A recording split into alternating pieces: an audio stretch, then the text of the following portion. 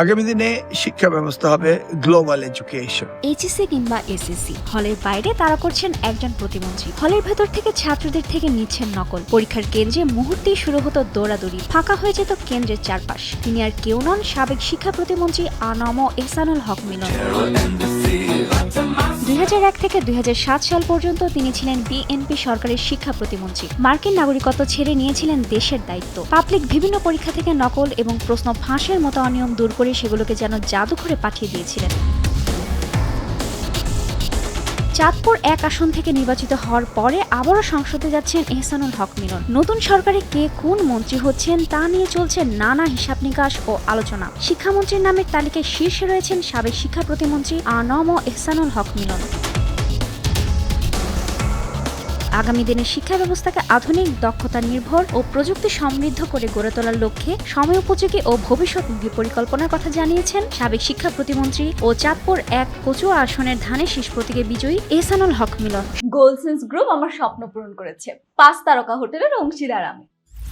শনিবার সামাজিক যোগাযোগ মাধ্যম ফেসবুকে নিজের ভেরিফাইড অ্যাকাউন্টে দেয়া এক স্ট্যাটাসে তিনি এ পরিকল্পনার রূপরেখা তুলে ধরেন। ঘোষিত পরিকল্পনায় প্রযুক্তি নির্ভর পাঠদান, স্মার্ট ক্লাসরুম, অনলাইন লার্নিং এবং স্কিল বেসড ট্রেনিংকে শিক্ষার মূল ভিত্তি হিসেবে উল্লেখ করা হয়েছে। তিনি বলেন, প্রযুক্তি নির্ভর পাঠদান, স্মার্ট ক্লাসরুম, অনলাইন লার্নিং ও স্কিল বেসড ট্রেনিং হবে শিক্ষার মূল ভিত্তি। লক্ষ্য একটাই, আমাদের বিশাল জনসংখ্যাকে দক্ষ মানব সম্পদে পরিণত করা, যাতে তারা দেশ ও বৈশ্বিক কর্মক্ষেত্রে সমানভাবে অবদান রাখতে পারে। সময়ের সাথে তাল মিলিয়ে আধুনিক, দক্ষতা নির্ভর ও প্রযুক্তি সমৃদ্ধ শিক্ষা ব্যবস্থাই গড়বে সবার আগে বাংলাদেশ।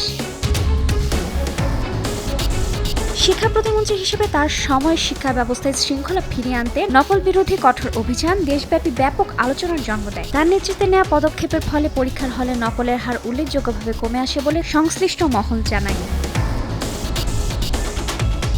এহসানুল হক মিলনের সাম্প্রতিক এই পরিকল্পনাকে কেন্দ্র করে সামাজিক যোগাযোগ মাধ্যমে ইতিমধ্যে আলোচনা শুরু হয়েছে। অনেকেই মনে করছেন, প্রযুক্তি নির্ভর ও দক্ষতা ভিত্তিক শিক্ষা ব্যবস্থা বাস্তবায়িত হলে দেশের তরুণ প্রজন্ম কর্মমুখী দক্ষতা অর্জনে আরও এগিয়ে যাবে।